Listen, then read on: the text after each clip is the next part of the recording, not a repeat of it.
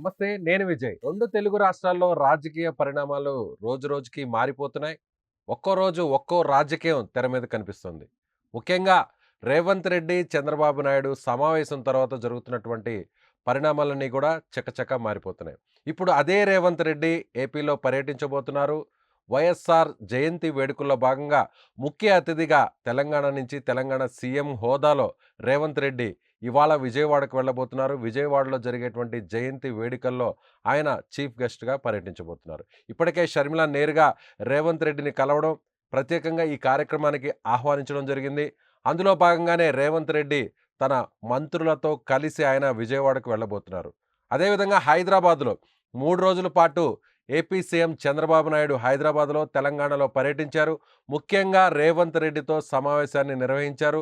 ఏపీలో ఉన్నటువంటి కొంతమంది మంత్రులు, అలాగే తెలంగాణలోని మంత్రులతో కలిసి ఇద్దరు సీఎంలు కూడా భేటీ కావడం, చాలా రోజులుగా పెండింగ్‌లో ఉన్నటువంటి 2 రాష్ట్రాలకు సంబంధించినటువంటి పెండింగ్ సమస్యల మీద ఇద్దరు కూడా దాదాపుగా 2 గంటల పాటు చర్చించారు. ఇప్పటికే ఒక కమిటీని కూడా వేసేయాలి. ఆ కమిటీ ద్వారా అధికారులతో కమిటీని ఏర్పాటు చేయడం, ఆ కమిటీ ద్వారా సమస్యలను పరిష్కరించాలంటూ కూడా కొన్ని నిర్ణయాలు కూడా తీసుకున్నారు. ముఖ్యంగా రేవంత్ రెడ్డి రాజకీయ ప్రస్థానం అంతా కూడా తెలుగుదేశం పార్టీ నుంచి ప్రారంభమైనటువంటి విషయం తెలిసిందే.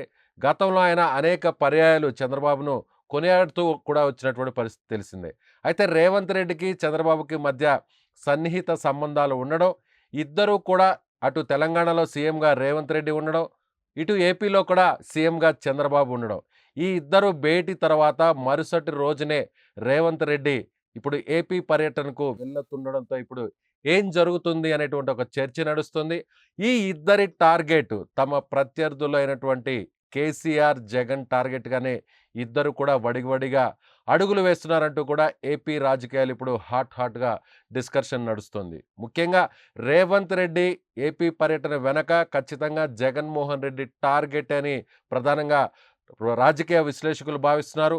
ముఖ్యంగా వైఎస్ఆర్ కాంగ్రెస్ పార్టీకి సంబంధించి కూడా ముఖ్యంగా వైఎస్ఆర్ ఫోటోని ఇప్పటివరకు వాడుకుంటూ వైఎస్ఆర్‌కి సంబంధించినటువంటి ఓటు బ్యాంకు ద్వారానే వైసీపీ అధికారంలోకి వచ్చింది. ముఖ్యంగా వైఎస్ఆర్ కాంగ్రెస్ పార్టీలో వైఎస్ పేరును, అదేవిధంగా వైఎస్ ఫోటోను తొలగిస్తూ వస్తున్నటువంటి నేపథ్యంలో వైఎస్ఆర్ పథకాలకు ఉన్నటువంటి పేర్లను తొలగిస్తూ కూడా జగన్మోహన్ రెడ్డి తన పేరును పెట్టుకుంటూ వచ్చారు. అయితే ఇప్పుడు క్రమేపీ ముఖ్యంగా వైఎస్ఆర్‌సీటీపీని కాంగ్రెస్ పార్టీలో విలీనం చేసిన తర్వాత షర్మిల కాంగ్రెస్ పార్టీ చీఫ్‌గా ఏపీలో మారడం జరిగింది. గత ఎన్నికల్లో జగన్మోహన్ రెడ్డికి వ్యతిరేకంగా ఆమె ప్రచారం నిర్వహించారు. దాదాపుగా కడపలో ఉన్నటువంటి అనేక ప్రాంతాల్లో ఆమె పర్యటించారు. కడప పార్లమెంటు స్థానం నుంచి పోటీ చేసినటువంటి షర్మిల ముఖ్యంగా వైసీపీ దారుణ ఓటమికి కారకుల్లో ఆమె కూడా ఒకటిగా మారినటువంటి విషయం తెలిసింది. అయితే ఇప్పుడు షర్మిల, అదేవిధంగా రేవంత్ రెడ్డి ఇద్దరు కూడా ఏపీలో పర్యటించడం, రేవంత్ రెడ్డి పర్యటించడం ద్వారా జగన్‌ను టార్గెట్ చేయబోతున్నారు అనేటువంటి ఒక ప్రచారం నడుస్తుంది. మరొక వైపు తెలంగాణలో కూడా చంద్రబాబు, రేవంత్ రెడ్డి ఇద్దరు కూడా సమావేశం అయిన తర్వాత 3 రోజుల పాటు దాదాపుగా చంద్రబాబు హైదరాబాద్‌లో పర్యటించారు. ముందుగా నేరుగా ఢిల్లీ పర్యటనను ముగించుకొని హైదరాబాద్‌కు వచ్చినటువంటి చంద్రబాబుకు, సీఎం హోదాలో హైదరాబాద్‌కు వచ్చినటువంటి చంద్రబాబుకు తెలుగుదేశం పార్టీ శ్రేణులు ఘన స్వాగతం పలికారు. దాదాపుగా గత ఎన్నికల్లో ఎక్కడా కూడా ఒక్క చోట కూడా పోటీ చేయనటువంటి తెలుగుదేశం పార్టీ ఒక్కసారిగా ఏపీ సీఎంగా చంద్రబాబు ప్రమాణ స్వీకారం చేసిన తర్వాత ఆ పార్టీలో నూతన ఉత్సాహం వచ్చేసింది. ముఖ్యంగా అంటే ఇప్పటివరకు కూడా తెలుగుదేశం పార్టీకి సంబంధించినటువంటి క్యాడరే బీఆర్ఎస్ పార్టీకి సంబంధించినటువంటి క్యాడర్‌గా మారింది. అదేవిధంగా గతంలో తెలుగుదేశం పార్టీకి సంబంధించినటువంటి నాయకులే, సీనియర్ నాయకులందరూ కూడా అప్పట్లో ఉన్నటువంటి టీఆర్ఎస్ పార్టీకి వలస వెళ్లారు. గతంలో తెలుగుదేశం పార్టీ ప్రభుత్వంలో, పార్టీలో కీలకంగా వ్యవహరించినటువంటి నాయకులే ప్రస్తుతం బీఆర్ఎస్ పార్టీలో కీలకంగా వ్యవహరిస్తున్నారు.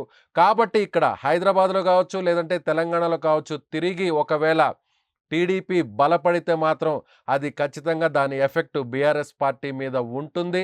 తిరిగి ఇప్పటికే కూడా చంద్రబాబు 3 రోజుల పర్యటనలో అంటే ఆయన ఘన స్వాగతం పలకడం, హైదరాబాద్‌లో కూడా అనేక ప్రాంతాలంతా కూడా భారీగా చంద్రబాబుకు స్వాగతం పలికారు.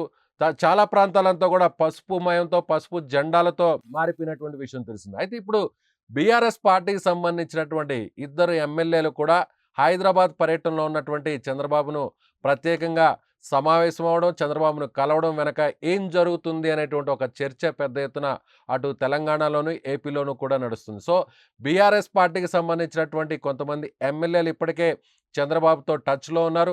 మరికొంతమంది ఎమ్మెల్యేలు కూడా కాంగ్రెస్ పార్టీతో టచ్‌లో ఉన్నారు. రేవంత్ రెడ్డితో టచ్‌లో ఉన్నారు. ఇప్పటికే కొంతమంది బీఆర్ఎస్ పార్టీకి సంబంధించినటువంటి ఎమ్మెల్యేలు కాంగ్రెస్ పార్టీకి కూడా మారినటువంటి విషయం తెలిసిందే.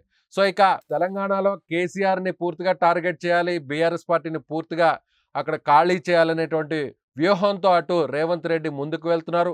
మరొక వైపు కూడా ఏపీలో కూడా జగన్మోహన్ రెడ్డి పూర్తిగా టార్గెట్ చేస్తూ, వైసీపీని టార్గెట్ చేస్తూ, ప్రధానంగా వైసీపీకి ప్రధాన బలంగా ఉన్నటువంటి వైఎస్ఆర్ ఓటు బ్యాంకు మీద ఇప్పుడు కాంగ్రెస్ పార్టీ గురిపెట్టినట్టుగా తెలుస్తుంది. అందులో భాగంగానే రేవంత్ రెడ్డి ఇమేజ్‌ను, రేవంత్ రెడ్డి చరిష్మాను వాడుకునే విధంగా ఇప్పుడు ఏపీలో పర్యటన కొనసాగుతున్నటువంటి పరిస్థితిగా చెప్పవచ్చు. సో, ఇద్దరు కూడా అటు ఏపీ సీఎం చంద్రబాబు, మరొక వైపు తెలంగాణ సీఎంగా ఉన్నటువంటి రేవంత్ రెడ్డి, ఈ ఇద్దరు భేటీ కావడం, భేటీ అయిన తర్వాత వెంటనే రాజకీయ పరిణామాలు చకచకా మారిపోవడం. మరొక వైపు వైఎస్ఆర్ జయంతి వేడుకల్లో కూడా ముఖ్యంగా ఎడముఖం, పెడముఖంలా అన్నా చెల్లెలు ఇద్దరు కూడా అటు జగన్మోహన్ రెడ్డి కావచ్చు, సోదరి షర్మిల ఇద్దరు కూడా వేరువేరుగా నివాళులర్పించడం. షర్మిల ఈ కార్యక్రమాన్ని చాలా ప్రెస్టీజియస్‌గా తీసుకోవడం, ఆమె విజయవాడలో భారీగా ఈ కార్యక్రమాన్ని నిర్వహించడం. ఈ కార్యక్రమానికి తెలంగాణ సీఎంతో పాటుగా కొంతమంది మంత్రులను కూడా ఆహ్వానించారు. మరొక వైపు ఎప్పుడూ లేని విధంగా అంటే వైఎస్ఆర్ చనిపోయిన తర్వాత, మరణించిన తర్వాత సాక్షాత్తు సోనియా గాంధీ నేరుగా ఒక లెటర్ రాయడం. దాదాపు వైఎస్ఆర్ కాంగ్రెస్ పార్టీ ఆవిర్భావం తర్వాత ఇప్పటివరకు కూడా సోనియా గాంధీ వైఎస్‌ను పొగుడుతూ ఇప్పటివరకు కూడా ఎక్కడ పెద్దగా మాట్లాడినటువంటి సందర్భం లేదు. మరొక వైపు రాహుల్ గాంధీ కూడా ఒక వీడియోని రిలీజ్ చేశారు. వైఎస్ఆర్ వల్లే తాను జోడో యాత్రను నిర్వహించగలిగాను. దాన్ని ఆదర్శంగా తీసుకొని వైఎస్ఆర్ చేసినటువంటి పాదయాత్రను ఆదర్శంగా తీసుకొని తాను జోడో యాత్రను కన్యాకుమారి నుంచి కాశ్మీర్ వరకు నిర్వహించాను.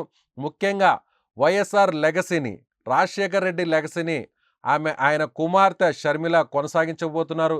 తిరిగి కాంగ్రెస్ పార్టీకి పూర్వ వైభవం షర్మిల ద్వారానే ఏపీలో రాబోతుందంటూ కూడా కొనియాడినటువంటి పరిస్థితి. సో, మొత్తంగా చూసినట్లయితే అటు చంద్రబాబు, అదేవిధంగా రేవంత్ రెడ్డి ఇద్దరి రాజకీయ అడుగులు తమ ప్రత్యర్థులైనటువంటి కేసీఆర్, జగన్ల టార్గెట్‌గానే ప్రస్తుతం నడుస్తున్నట్టుగా చెప్పవచ్చు. సో, రాబోయేటువంటి రోజుల్లో ఈ ఇద్దరు ఏ విధంగా వ్యవహరించబోతున్నారు, తమ ఉమ్మడి ప్రధాన ప్రత్యర్థులుగా చెప్పుకునేటువంటి ఇద్దరు నాయకులను టార్గెట్‌గానే వ్యవహరించబోతున్నట్టుగా చెప్పవచ్చు. గతంలో చూడొచ్చు మనం తెలంగాణ సీఎంగా కేసీఆర్ ప్రమాణ స్వీకారం చేసిన తరువాత అక్కడ చంద్రబాబు కూడా సీఎంగా 2014లో ఏపీలో ఆయన కూడా ప్రమాణ స్వీకారం చేశారు. అయితే అప్పట్లో ఓటుకు నోటు కేసులో అటు రేవంత్ రెడ్డి అప్పటికే ఆయన టీడీపీలో ఉన్నటువంటి పరిస్థితి. సో, అటు రేవంత్ రెడ్డిని అలాగే చంద్రబాబును ఇరకాటంలో పెట్టడానికి, రాజకీయంగా ఇబ్బంది పెట్టడానికి గతంలో ఏసీబీ ద్వారా తెలంగాణ ప్రభుత్వం అప్పటి ముఖ్యమంత్రి కేసీఆర్ చాలా తీవ్రంగా ఆయన ప్రయత్నించినట్టుగా మనం చెప్పవచ్చు. ఈ కేసుకు సంబంధించి కూడా అనేక ఇబ్బందులు పడ్డారు రేవంత్ రెడ్డి. ఇప్పటికీ కూడా ఆ కేసు సుప్రీంకోర్టులో నడుస్తున్నటువంటి పరిస్థితి. సో, ఈ నేపథ్యంలో ఇద్దరు నాయకుల ప్రధాన టార్గెట్ అటు కేసీఆర్, మరొక వైపు జగన్గా మనం చెప్పవచ్చు. సో, ఇవాళ జరిగేటువంటి వైఎస్ఆర్ జయంతి వేడుకల్లో ఎలాంటి పరిణామాలు చోటు చేసుకుంటాయో కూడా వేచి చూడాల్సినటువంటి పరిస్థితి.